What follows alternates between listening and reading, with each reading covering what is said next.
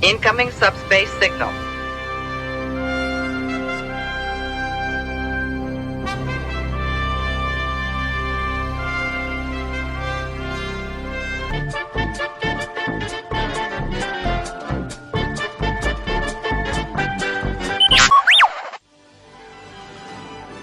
You are watching Central Valley Geeks. Please welcome our host and resident geeks, Scott and Shawn. I'm back, baby! Welcome to our continued review of Ahsoka. We will be discussing episode 5 today.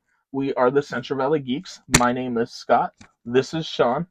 Going to start off a little early with our non-paid sponsor, my Magic Hand. Today's sponsor is the letter S. Like in Sesame Street, you know, when they used to, like, the S would be the sponsor of the show, so, like, the S is going to be right here. Because the S stands for Scott and Shawn and Star Trek and Star Wars and Stargate. So, you know, there's a lot of good S's. Anyways, let's move on. Oh, hey, and it just so happens that the name of episode 5 is Shadow Warrior. So, you know, S also stands for Shadow Warrior. Thank you, the letter S. Oh god, I hate spell check when it changes stuff. Hera Jason, my app changed it to Javen. Hera, Jason, and Chopper, who we're gonna create an episode or a video on why he is or is not a war criminal. But we have to watch the episode first. And yeah, we have to watch the episode first. Okay, so Hera, Jason, and Chopper find Hu Yang and Sabine's find Hu Yang with Sabine's helmet. He's looking over it. I mean, if the dude was a human, he would have been sobbing like a little baby over that helmet. I did think it was funny that he's like, I told them to stay together. Do you have anything on that? No, I mean, we knew immediately when he said stay together, they weren't going to. So Yeah. That's a normal trope. Yeah, I think I mentioned in the last video that that's a D&D thing. Yep. Oh, I need to put my hat back on. Yep. No, I'm just kidding. Sorry you guys had to see my hair. I apologize. Right. And then after we see Sabine talking to Hu Yang, we cut to Ahsoka inside this mysterious realm. I don't remember if in my last episode I explained what this place is, but as a person who's never watched Rebels, do you know where Ahsoka is right now? No. As a person who's never seen Rebels and you've seen this episode, do you care where Ahsoka is? I assume she's just having like some fucking mental breakdown. I mean, there's nothing that shows that any of that's real. Okay, well, actually, I'm gonna get to that in a second. But do you care? Does it matter to you if the place where she is a real place or if it's in her head? No. Okay. I did like when from my understanding of Rebels, again, I've had to do a lot of homework on this show more than any other show I've ever watched. Instead of just watching Rebels. Homework was actually less than Rebels, because I mean Rebels was like 5 or 6 seasons. But this place is called the World Between Worlds. They don't say that in this episode, but it's the name that is given to it when Ezra actually first enters it. And in the World Between Worlds, Ezra is actually able to save Ahsoka's life when she's about to be murdered by Darth Vader. So anyway, the World Between Worlds is a relatively important place because it has already saved Ahsoka's life once, and it allowed Ezra to, I don't remember what he was doing to end up in there, but it was some portal with wolves running around it. But anyways, when Anakin tells her that he's, what? Just sounds ridiculous.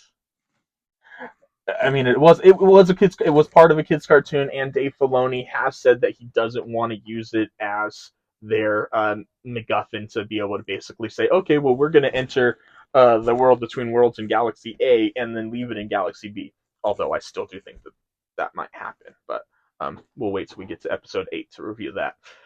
Anakin tells Ahsoka that he's there to finish training, and then he tells her that the training is simple. It's to live or die.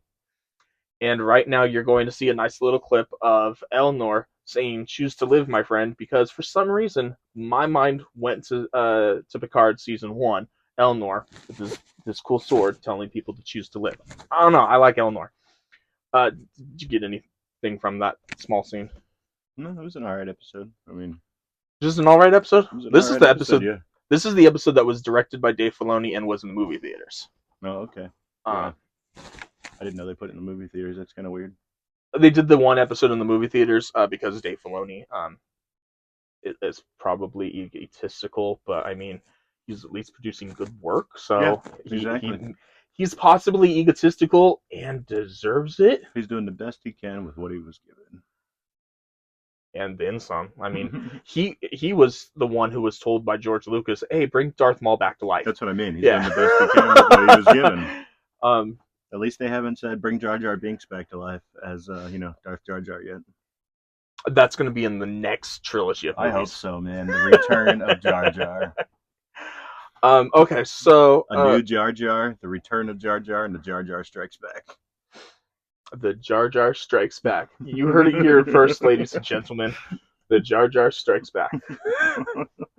Okay, so we see Anakin turn on his blade, and it's not his Vader blade. It's blue, right? Yeah. It was blue. So it's his Anakin Skywalker blade. And then they fight. And one thing that I thought was interesting was Ahsoka was fighting one-handed, but she was using both hands. So her hand is suddenly fine now after falling into the ocean, which does leave a little bit of credence to Shawn's idea that it's in her head, because if it was in her head, her hand might not hurt. But we'll have to see what goes on with that. Then we cut to Hera being Oh no, I'm sorry, I'm thinking of the wrong episode. Yeah. So Tiva comes out and they name drop Senator Organa because apparently Senator Organa, Leia, is trying to cover for them, and he's like, well, she can't cover for us forever.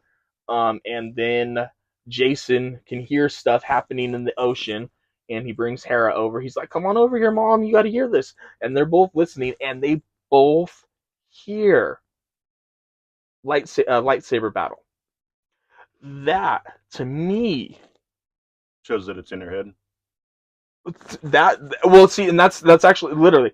I want to assume that all of the events that take place in the World Between Worlds actually happened and wasn't in Ahsoka's head. My only evidence is Jason and Hera hearing the lightsabers. But if Hera is Force sensitive, they could have both been hearing it through Ahsoka. However, if Hera is not Force sensitive and she can hear the lightsabers, then we know that the World Between Worlds is a real place because she was able to hear the lightsabers. Jason is Force sensitive and she just heard it through him. Well, we know Jason is Force sensitive. And he could have just been sharing, we've seen that before. We have? Okay, well, maybe not in Ahsoka, but that Force people in other things have been able to. Well, maybe not in the actual Star Wars. We've never seen anything where I hear something, you can hear it. Well, I mean, they've showed that objects can have sound and stuff. So why wouldn't a Force sensitive person be able to share, and not even do it on purpose? It's not the only reason I'm going to say no to that is because it's not something that they've ever explored canonically before. Yeah, they if never it's been in Legends, touching a lightsaber and all of a sudden knowing how to use it either. But they did that. Well, we can talk about that in a different thing. I'm just saying. There's it lots seemed of more stuff like for she that. was hearing it through him because he was concentrating on it. See, and then we don't know. So that's a debate. That's probably a video that can be all by itself. The reason why I say that is because then thousands upon thousands of people should have heard it. Why would thousands and thousands? Why would not? Why would Jason have heard it and nobody else? They weren't standing anywhere special. They were standing on the edge of the cliff near the doorway. Yeah, but they for were the World Between Worlds. Yeah, but was that the doorway for the World Between Worlds? If it's a real place, the portal for the World Between Worlds would have been somewhere between where she fell and where she would have landed. Some people speculate that the portal was in the water, so when she landed in it, she went through it.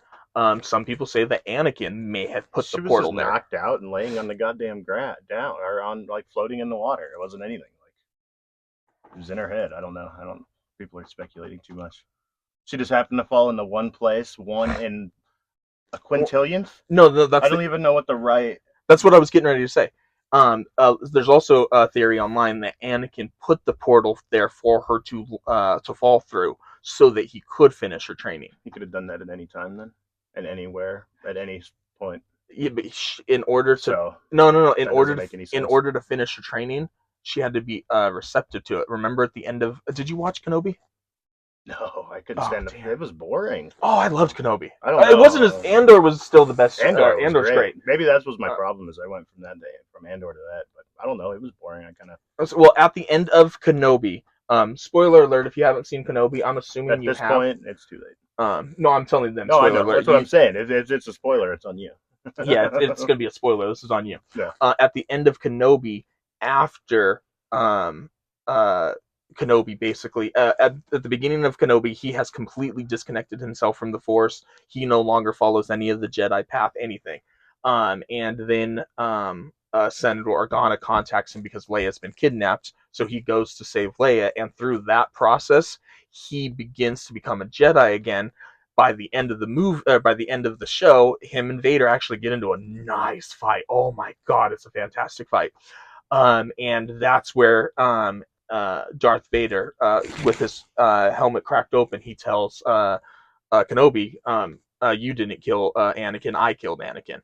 And then that's where the from a certain point of view comes in, where Obi-Wan says, "Darth Vader killed your father." Yeah, because Darth Vader said, "I killed Anakin." Yeah. No. So no, that totally works. To me.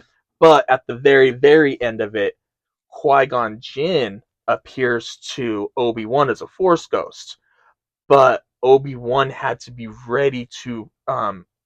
Basically, Qui-Gon basically says, "What took you so long to get to this point where I can talk to you?" Yeah. So I'm gonna take that and I'm gonna transfer. It to Ahsoka, and Anakin has been watching her, and now that she has a Padawan, and now that she has a important mission to complete, he chose this moment because it saved her life, and B, we're gonna have to talk about the Morris gods in a whole other video. Yeah. So that's a whole other thing. Hey, for people who have watched Rebels, there is a big theory online that Anakin is now the Mortis god father, and basically he is now the balance between the good and the dark side, and he is in control of everything. That's going to be a cool video to watch. Stay tuned. Kinda. Huh? I don't know. This sounds like it's starting to rip off the Flash now.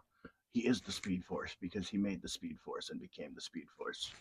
Well, like I said, we'll have to go. We'll have to watch the Mortis God episodes. And I'm just we'll have saying, to it's all talk good. about it. Yeah. We talked about is Hera Force sensitive because she heard the stuff. My question is, if she is Force sensitive and Kanan / Caleb is a Jedi, do two Force sensitive people create a Super Jedi? No. I was hoping Jason would be a Super Jedi. If that was the case, then the Sith would have been breeding like crazy. I mean, they did try to create. They did literally try to create a being out of nothing but midichlorians. Well, no, kind of, but they did. Yeah. They did. Not really try. Then he lost his arms and legs. Ahsoka and Anakin visit a memory where Ahsoka was responsible for death of troopers under her command. This is one of the first commands that she has, and she's sad. She's like holding one of the guys. He even puts his hand on her, and she's sad that everyone's dead or that everyone's dying, and she blames herself. And then Anakin makes a big joke about it, and she gets mad at him for it.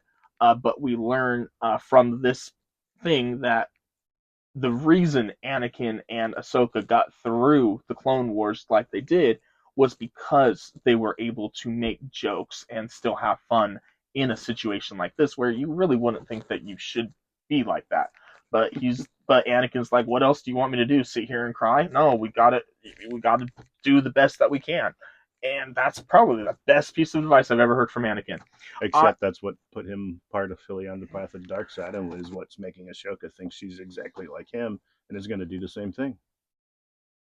Yeah, but through this episode. I know. I'm just saying, like, No, yeah. that's part of part of her trepidation.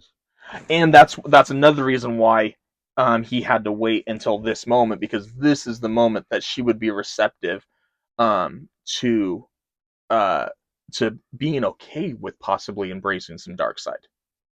Well, yeah, she shouldn't be okay with it though. I don't have I okay, so I'm going. There's no evidence of this other than my personal belief and the fact that it's not actually a canonical term. I'm calling Balin Skull a gray Jedi because he clearly says he's not a Jedi, but he's also not a Sith Then why or an change Inquisitor. his lightsaber? His lightsaber is orange. No, It's why not change red. it in the first place? I said, and that's red. I don't care. And maybe it's your TV that makes it look orange, but on my TV it looks red. No, everywhere online, if you look at it, everyone's talking about why is this blade orange. It's a blood orange, which looks red. No, yeah, it is a blood orange, and everybody ever since they showed the first trailer, everyone's been asking why is Balin's and Shin's blade orange and not red or a Jedi color. They could have easily had a small little thing where that was the only crystals they could get a hand of to make new lightsabers at some point or something. But then that doesn't make them Sith because the I know. I'm just saying that's the only crystals they can get a hand on. They could have been freaking blood. They could have been red for that matter, and be like, "Oh no, we found some old Sith lightsabers. That's why we're using these." Well, I'm just saying they could have done something. Yeah, since it seems like But the fact that they both have orange ones makes me think that they just found them and they needed to use them, or they did it on purpose, which makes it that they're trying to look like they're Sith. In an earlier episode, I want to say possibly the first, maybe the second episode, Hu Yang is from the video of from the first episode where Balin is attacking the ship. Hu Yang is able to see the lightsaber and determine that it's Balin Skull's lightsaber that he had before the Jedi Order had fallen. Switched out the crystal in. I doubt it was orange beforehand. No, I agree, but that's part of the mystery behind it. Yeah. If say I have no color. I don't know. I think they just did it on purpose to make people think or talk, just like the stupid trails of the X-wings being a different, or the ass ends of the X-wings being different colors for Hera's entourage as opposed to other X-wings. Hers are different. But those weren't like special guys. Those X-wings shouldn't have been. Those were just people that like. Didn't they just get together to be her like? No. People? In the episode, where Hera shows up, or no, in the episode they seemed like they were normal X-wings and X-wing pilots. I want to say you guys go with me. So they were like, okay. In the episode before, or in the episode when she's leaving Home One in her own ship. When she goes out and she's met by the other X-wing fighters, he calls her Phoenix Leader. Yeah, I know that. He knows who she is. That's understandable. I think all of those people that went with her were a part of the Phoenix Squadron. And that's fine, but that would not explain why their tailpipes, I know it's the wrong, their afterburners would be different colors than everybody else in the fleet. Because those specific people. Because of Sabine. Because she used to paint everything. No. The actual discharge. Oh, okay. That I know. That's what it's like pink or purple or something. Like they did it on purpose. I didn't pay attention. They even had them like surround her ship, and they were like it was. I was like, why are they a different color? That's what my first thought. That I didn't even notice. I wasn't paying attention to that. Ahsoka is visiting the memory. Ahsoka claims that she wasn't trained to be a soldier, and Anakin agrees with her that they aren't supposed to be soldiers. According to Mace Windu in Phantom Menace, they are the keepers of the peace. But Anakin says that you have to basically roll with the times. They're at war. You have to be a general. It's what's called for. Yeah, which was dumb. They should not have been in charge. There's no reason why Ahsoka should have been in charge. Oh no, Ahsoka definitely should not have been in charge. Or Anakin, for that matter, at that point. Like, there should have been somebody else there with actual rank in charge. Not just because they're a Jedi. Oh, you're in charge of these troopers now. Oh, wait. Your main Jedi's out. Well, I guess the 11-year-old is in charge now. I agree. Ahsoka should never have been, especially that quickly. She should never have been put in a position like that. But in Attack of the Clones, they basically pretty much unilaterally promote all Jedi Knights to general. No, I know. That just doesn't make any sense, is all I'm saying. And on top of that too, Ahsoka's not a Jedi Knight, or wasn't a Jedi Knight yet. She was a Jedi Padawan. Yeah. But well, that immediately offers her, and in Rebels, we do actually see Anakin become a full blown Jedi Knight, and Yoda cuts off his Padawan braid. That would have been something nice. That would have been nice if we could see that in one of the movies. But after watching Anakin in this episode and seeing how Darth Vader was in the Obi-Wan Kenobi show, I am completely down for an Anakin show. Oh yeah, that'd be cool. I would love to see a Force I love Anakin Hayden show. Christensen. Hayden Christensen's a good actor, so that would be great. He's a decent actor.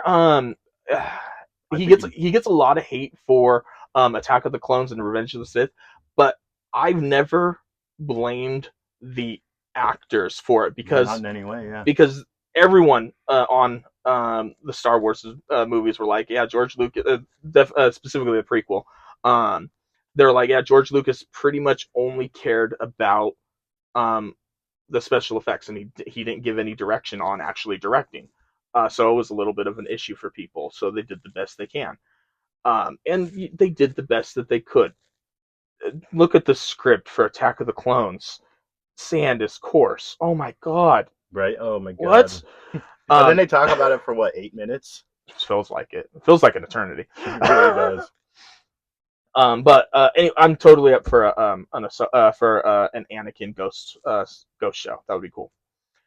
Then we see Anakin walking towards the battle after he's talking to Ahsoka, and in the crackle of battle sounds, his silhouette changes from Anakin to Darth Vader, and including the Darth Vader blade.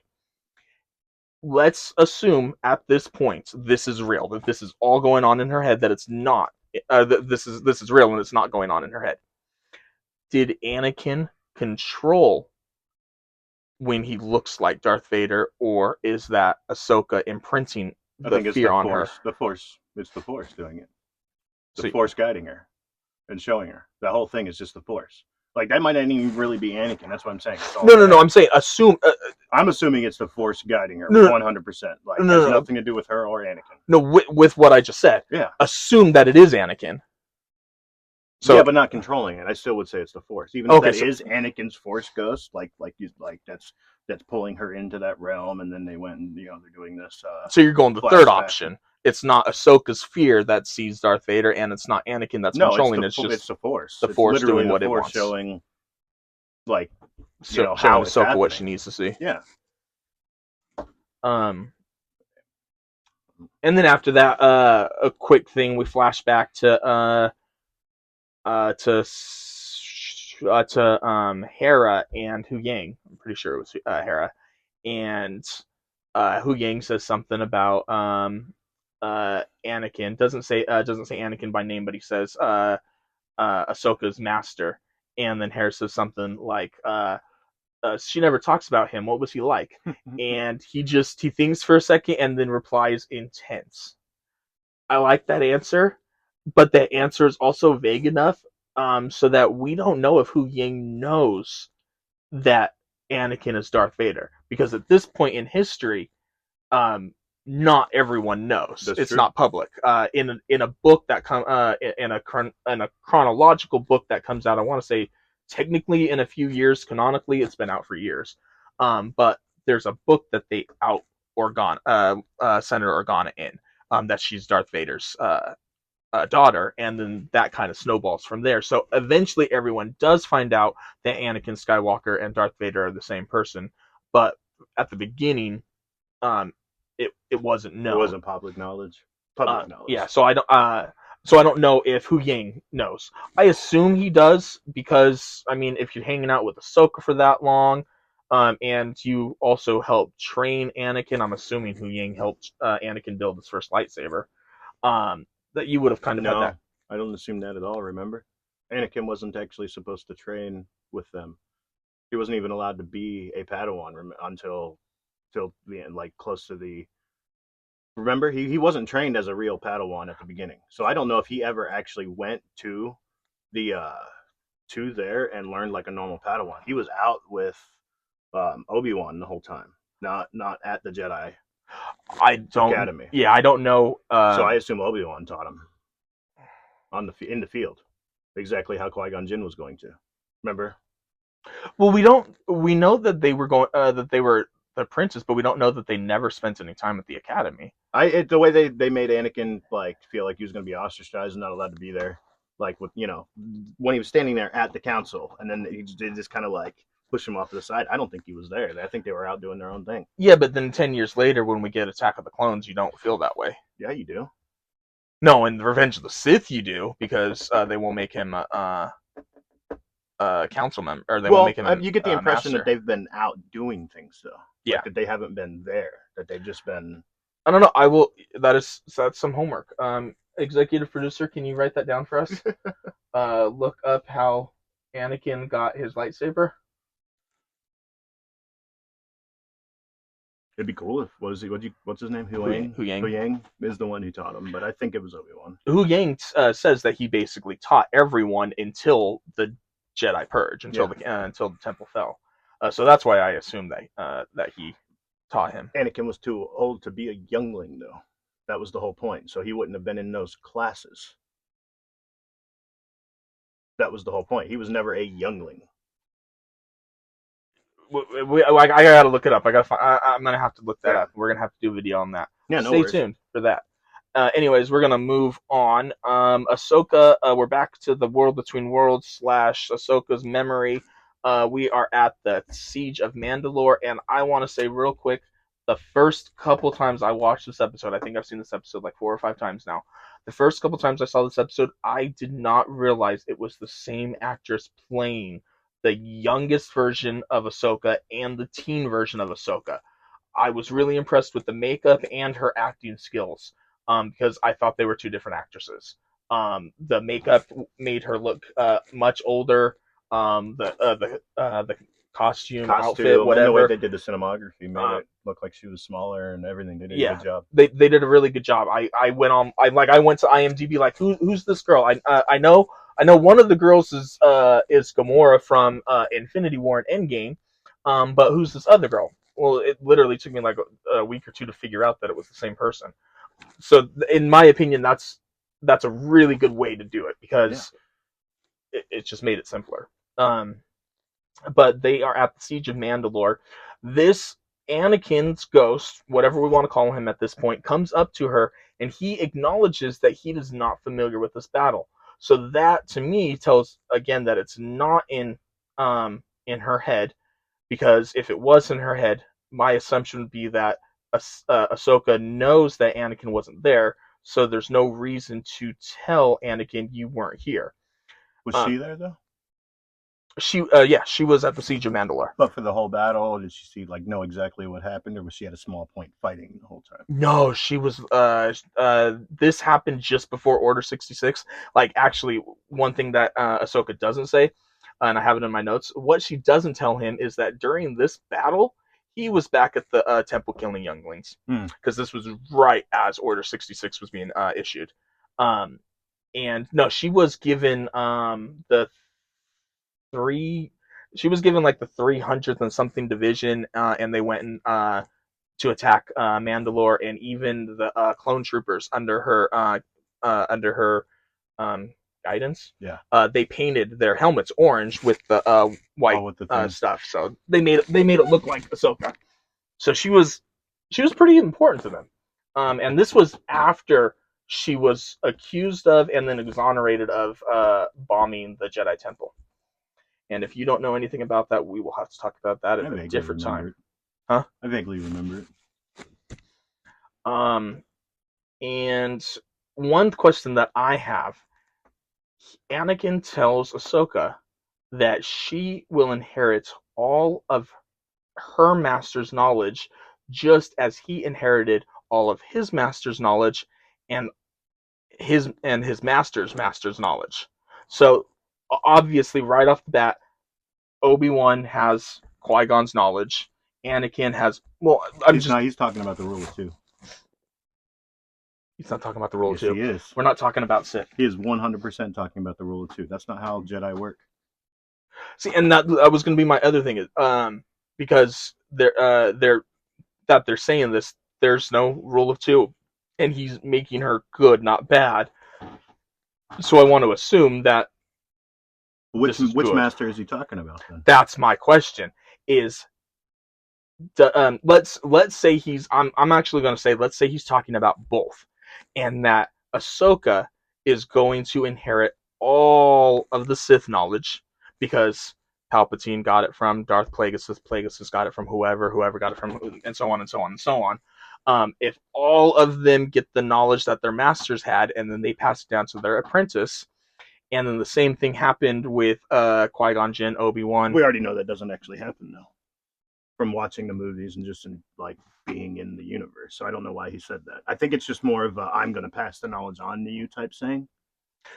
And that would, like you're inheriting all of my wealth, except for what I've spent, obviously. That type of thing. Like if like say you were my kid and you were going to inherit all my stuff. I'd say you were going to get the shirt. I would just say the sweater. There you go. Like, I was going to say you're going to get all my stuff, but it's what's left or what I remember, or you know what I mean, like that type of thing. Because during is it whatever the one where Anakin decides to go, fuck you all, I'm going to become Darth Vader. The reason why he does it, Revenge of the Sith. Yeah, thank you. The reason why he does it is because the Emperor is telling him that there's the lost knowledge of being able to like keep people from dying. Mm-hmm. Darth Plagueis' knowledge. The Emperor doesn't know that knowledge either, though. That's the point. No, he says I can teach you, but he doesn't. He can't even do it to himself. That's what I'm saying. Like he doesn't really know it. He lied. He straight up lied. That's the whole point. Okay. He was never going to help Anakin's family. It's a confusing line. It is. That's why I think it's more of a you're going to inherit all that I have type thing. Okay. Because my next question was going to be you didn't see Kenobi, but like I was saying in Kenobi, at the end of the show he can finally see and talk to Qui-Gon Jinn. Well, this would explain one thing, but I don't know how you would continue gaining knowledge from a master that you thought was dead. But let's assume for a moment that this Force magic shit works weird, and let's just say I'm his master, he's my Padawan, but he thinks I'm dead. But I'm out here learning this shit, like how to talk to a Force ghost or how to be a Force ghost. Suddenly, because I know that knowledge, because I'm the master and he's the Padawan, suddenly now he knows all of that. Nope. But he doesn't know that he knows that information until he dies and becomes a Force ghost himself, a la Return of the Jedi. That'd be pretty funny. Because we do establish in Revenge of the Sith that you have to be trained in order to become a Force ghost, because Yoda tells Obi-Wan that your former master wants to teach you stuff, and you have to basically learn how to be a Force ghost. So if that knowledge is automatically passed down when Obi-Wan became receptive to it at the end, and he just automatically gained that knowledge, and now he can see Qui-Gon Jinn at the end, is that also why suddenly at the end of Return of the Jedi we get Anakin in ghost form when as far as we know, still we're 11 movies in, several series in, as far as I know, we've never seen a Force ghost of a Sith. So that's not entirely true if you watch Robot Chicken. There is a Force ghost. You can ignore Shawn. There is a Force ghost of Jar Jar. Okay, that'd be funny. And he's haunting Anakin, and it's hilarious. But that's not canonical. I know. Misa all sparkly glowy. So, how Anakin never trains to learn how to become a Force ghost, but at the end of Return of the Jedi, he knows how to become a Force ghost. To me, this actually answers that. How does he know that information? Because as soon as he died, he became open to receiving the information from his master, who is already dead. I don't know. Oh, I think you're thinking too much into it. Oh yeah, I'm definitely overthinking it, but whatever. Isn't that kind of what these videos are for? Yeah, kinda. Okay, so Ahsoka refuses to kill Anakin. They fight. He kicks her back into the world between worlds, which is cool. She ages back up to Rosario Dawson. And when Anakin comes out, his silhouette is changing again, and he makes him. I think this time he's making himself look like Anakin, because, or like Darth Vader, because he puts his arms out and his lightsaber changes, and his voice changes, and then he goes to attack her. He's got the Sith yellow eyes, and he actually disarms Ahsoka. But then she's able to do some quick maneuvering, and she actually disarms him back, puts the red lightsaber up to his face like she's going to decapitate him, and then she's like, "Nope, click. I'm going to live. I'm not going to kill you." And then suddenly we get Sith Anakin turning all nice and happy, and he's got a smile on his face. You did good. And then water starts rising above her, and now she's back in the real world. I have a theory, actually. I just thought of it. Now we're going to hear a theory that he just thought of off the top of his head. No thought behind it at all. Let's find out what this theory is. Do you remember when Luke fought Vader on Dagobah? The fake Vader in the cave? Yeah. Yeah. What if she fell into something like that? Or near something like that, since that's where that temple and that whole... They're not Sith, but what are they called? The Sisters of Nightmare? The Night Sisters. The Night Sisters. That would be a dark side, like, energy spot, just like Dagobah. The reason why Yoda was hiding there. That was the whole reason why he was there, is because that dark side energy that was there was hiding him. What if that whole area might be like that? And when she fell, she went into the same type of thing like that Luke does when he goes into the cave. What if the cave that we see Rey and Luke go into, obviously they're on two separate planets, they might all link to the same place? What if that's all the world between worlds? Yeah, like in Godzilla, how it has those worm tunnels in Earth and link everything for some stupid reason. No clue. It's the new Godzillas. They make no sense. I haven't seen any of the new Godzillas. However, I did see that Apple TV is going to have a Godzilla show, which I thought was Cool. interesting. No, and it's supposed to be part of the same universe. Yeah, it is. They're making a monster universe, which is good. Like King Kong's in it. I like them. And they're all canonical, going back to the 2005 one with Jack Black, right? Oh yeah, I think so. Okay. She puts the red lightsaber. She puts Vader's lightsaber up to his face. He's happy that she doesn't kill him. She throws it off. The water starts rising up. And then the war criminal tells Jason to contact Hera and gives him the coordinates of where he thinks there's something. And this is the other reason why I think the world between worlds is real, because at this moment, Chopper senses her life signs. Prior to this moment, she was inside the world between worlds, and her life signs were not readable by whatever that sensor thing, that big giant sensor thing is. Or the tide pulled her closer.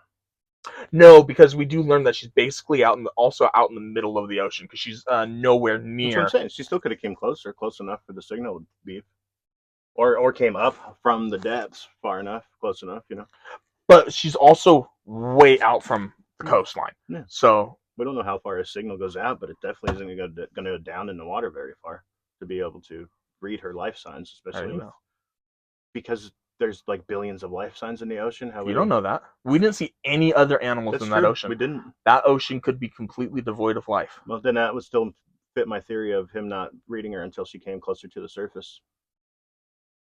See, I'm gonna stick with. I'm sticking with it's the world between worlds is real in this galaxy far, far away. Not our galaxy, because we're not cool enough to have cool stuff like that. But she's rescued. She's pulled out of the water. They make it look all Jesus-like, although it actually kind of more reminded me of Matrix, where they grab Neo, and he's like, he's the one flying. Because he says he's the one because he's the one.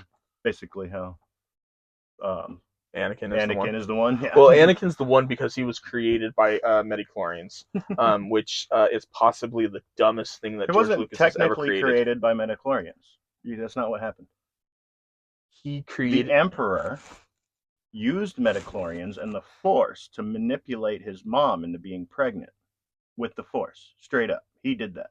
That is canon. It's not midichlorians decided to do it. It's not canon. I swear that's 100% canon. No, it's highly accepted as canon.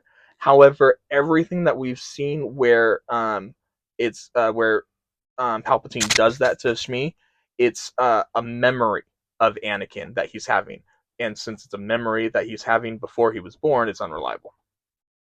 But if it's a memory before he's born, then it means it has to come from somewhere. It's not just something made up. It was also in the comics, so people. Yeah, there we go. That makes sense. No, I mean, it makes sense to me that he used the Force to guide him on the perfect place to make this vergence in the Force, because it was supposed to bring balance. Which again, for there to be balance in the Force at this point, it has to swing to the dark side wildly, because the Jedi have all of the power at the moment in the universe, like for the most part. Well, the Jedi have no power at the moment. I'm talking about just before the Emperor. Just before Order 66. Right then, yeah. Before before Anakin even existed. Oh, okay. Right then, the High Republic. The High Republic had the Jedi's had power for 1,000 years, thousands of years, if I remember, like 10,000 years or something like that. Hu Yang is supposed to be like 25,000 years. Yeah, old. so they'd been the power and Hu Yang was created 1,000 years after the Jedi. So the Jedi are like 26,000 years old. So and they've been in power. I mean, granted, the Sith have been there, obviously, but it's been they have, because not for the last 1,000 years. Yeah, but they've been hidden for the last 1,000 years. But they've still been there. Yeah, they just haven't had the power that the Jedi have within the universe to affect the Force changes that the dark side would want or the light side would want. That's what I think. So yes, the dark side helped Palpatine by guiding him, just like the Force is supposed to do, into going like, oh, this is probably where I should do it. All right. Then he used Darth Plagueis' knowledge and whatnot to Plagueis, whatever the fuck his name is, doesn't matter, to make the midichlorians make a baby, basically. And if that's the case, then he is 100%. What's her name again? Shmi's kid. Like, they could have easily have tested that too. I don't think there was any doubt that. No, I mean 100% her kid. No, from anybody else. You see what I'm saying? Like, you're a product of two different DNAs. Yeah, but I think it would be crazy because with cloning technology we have now, you might be able to take like a cell from you, do what you need to do, put it right back into one of your own eggs, and then you come out with your own kid. That's 100% your DNA. That's what I'm saying. Like, it's kind of weird. It's almost incest. But that is cloning and stuff that Palpatine knows. Yeah, Palpatine doesn't know how to do that. The only thing that takes away from me is the issues that I have with X-23 in the Marvel universe. X-23 is Logan's clone, but she's female. Yeah, that's fine.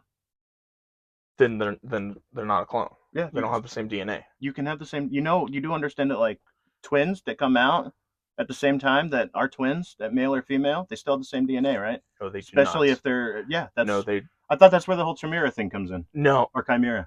I get it confused, don't I? That's a completely different thing. It's when the egg splits. They can be male and female. No, if the egg splits, they are both the same gender. Because I've seen identical twins. I swear I had. Whatever. I have no idea what I'm talking about. If it's a male and female twins, that means there was two eggs dropped, and both were inseminated. If it's well, I'm sure there has been paternal, whatever the hell they're called. They're actual twins that have been like hermaphrodites too. So that can't be 100% true. Okay, we're not talking about hermaphrodites. I know, but you can't if you're male and you get cloned, your clone would be male. Unless they change something. If they change technology, then that's no longer a clone. Still a clone of you. No, because the DNA changed. The DNA. Just like if they make a clone of me, but they want to make it to where I don't grow a beard at all. It's still a clone of me. They just took out whatever made it to where I grow facial hair. But at least that one still looks like you. Yeah, but it doesn't matter. No, I don't even know how we got how we got. Because you were talking about is it really a clone of them? Blah blah blah. Like Emperor's clones that don't have the Force. They're still clones of him. They just don't have the Force, right? Yeah, and that's a whole. I'm just saying, it's still a clone of him. Or if, like, you did clone me, but we have no technology to speed up clones like they do in Star Wars. So 40 years from now, I'm standing. You see my clone standing. It wouldn't look like me or act like me or be me in any way, shape, or form. Probably wouldn't even, like, if I was standing next to him, pictures would look the same, but it'd be more like looking at like an old picture of my dad or something. It'd be like looking at your son. Because the wear and tear on the face would be different. Just everything would be different. That's what I'm saying. Yeah. So the male and female thing really does not matter. Also, you should watch The Boys. so that you can watch Gen V and actually get a real take on this, because one of the people in that whose superpowers is they swap back and forth at will. But they're not the same. They're not So they use two fraternal different twins. Oh no, I'm just saying, so they use two different actors, same DNA. It's not the same DNA. If they use two, if it's the same person swapping in their body from male to female, it is. No, then it would be same consciousness. And no, they're not actually swapping their body. They morph like a changeling. Oh, then they're a shapeshifter. They're not a But male or female. They're not a shapeshifter. If They can literally only change between male and female, two specific like forms. Then that's their shape-shifting power ability. That doesn't change their DNA. That is their I'm not DNA. saying it's changing their DNA, but it's changing them from male. It really is, isn't it? Like they can become pregnant, from what I understand, when they switch over, the whole 9 yards. Like, because it is a superpower. It's not. Oh, so that is some total BS right there. But I'll go with some true You stuff. gotta remember, it's a thing in superpowers. Well, So. I was gonna say, with true stuff, there is if anyone who has watched Jurassic Park knows that there is a species of frog that can change its not just frogs. There's a lot of different species. I know about the frog because I watched Jurassic Park. Yep. But the frog can change its gender. But that's something that's built into their DNA to do. No. That's not something that I can go, you know what? I feel like being a woman today. But no, boom, and I've got I'm saying double is with technology, like Wolverine and X, whatever the hell her name was, 23. They could do it, and it would still be a clone of him. That's all I'm saying. I don't know if once you start manipulating it. I mean, if you were to make a clone of me and take away his asthma, take away his eczema, take away his bipolar, that's not a clone of me anymore. That's a perfect Scott. No, it's still a clone of you, and it would probably be a really horrible person. You never know. Okay, so Ahsoka wakes up in her ship, and it's really cool. It's the first time we see her without her headdress thing on. We get to see the blending of the makeup to her actual skin, and it's done beautifully. They do the ears really weird. S is also for Shastacola. They showed her ears. We've never seen her ears before, and they look like little indentations. There's no big cartilage like we have, or even bigger cartilage like Ferengis. But she's got it looks like 3 little holes. She asks how long she's been out, and they tell her 1 rotation. I like that they've been saying, and they continue to say, rotations rather than days, because she's been unconscious for 1 rotation on this planet. Well, they didn't say it was that planet. It could be 1 rotation on Coruscant. I'm gonna assume it was run. I assume it's 1 galactic rotation, 1 rotation on the main planet Coruscant. 36 hours or 27 hours or whatever it happens to be. I don't know, but that's actually where I was leading it to. Is I'm gonna assume that 1 rotation means whatever planet they're on, it was 1 full rotation, so 1 day. But they don't say it was 24 hours. It was 36 hours. For all we know, she could have been unconscious for like 72 hours, but it takes 1 full rotation to do 72 hours. That's why I'm saying it's the opposite. It's 1 rotation of a specific planet that they reference, like Coruscant or whatever the galactic center is at the moment. My only problem with that is every few years they change the galactic capital, which means they would have to change the rotation. So it would make more whatever the main government is. That would make sense, because it would have to be because every planet is going to have their own day. So, like, for her to even have a judge of how long that's been, she would have to know everything about the planet that she's on for that to make sense. Does that make sense? Like you couldn't tell somebody how long they'd actually, that would be such a vague answer. How long I've been out? 1 rotation, but on this planet that could be 375 days. We don't know what her knowledge of this planet is. No, I know, I get that. So that's why I'm saying, just saying 1 rotation to me means it sounds like it's 1 galactic, like from a specific point. See, I have to use Star Trek to argue this. So specifically on Deep Space Nine, on Deep Space Nine they use Bajoran hours, which is 26 hours in a day. Yeah. So the humans all have to adjust to 26 hours instead of 24 hours, and they make a comment, oh, this is 26 hours. They never do fully go into how Odo's 8-hour thing works, but that's a whole other thing. But that's 1 day on Deep Space Nine. But they're also in orbit around a planet, so it makes sense. They were in orbit. Now they're just hanging But out. it's in still their like it still space makes station. sense to be stuck on Bajoran time Yeah. because they're in the Bajoran system. And it's a Bajoran space station. So that's why I'm saying the New Republic Alliance or whatever it's called, it would be wherever their capital is, because that would make it a standard unit of time.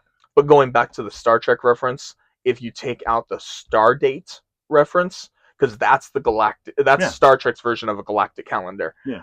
Each planet, uses their own. Andor, Vulcan, Earth, each one uses their own calendar system, and then to make it uniform, they all use the star dates. Yeah, that's why I'm saying one rotation of whatever the capital planet is makes way more sense than one rotation on this planet, because that could be 4 hours and 45 minutes. Well, that's all I'm getting at. They've been on the before. Yeah, that planet they've been on a while. It's just in general, that whole conversation, like just walking up. How long have you been out? One rotation just isn't like a smooth, easy way to give that information, unless it's a galactic set time. Does that make any sense? Could that be like if we were on another planet and you said, "Oh, how long has it been?" And I looked up and I said, "Oh, about 3/4," whatever the fuck that means.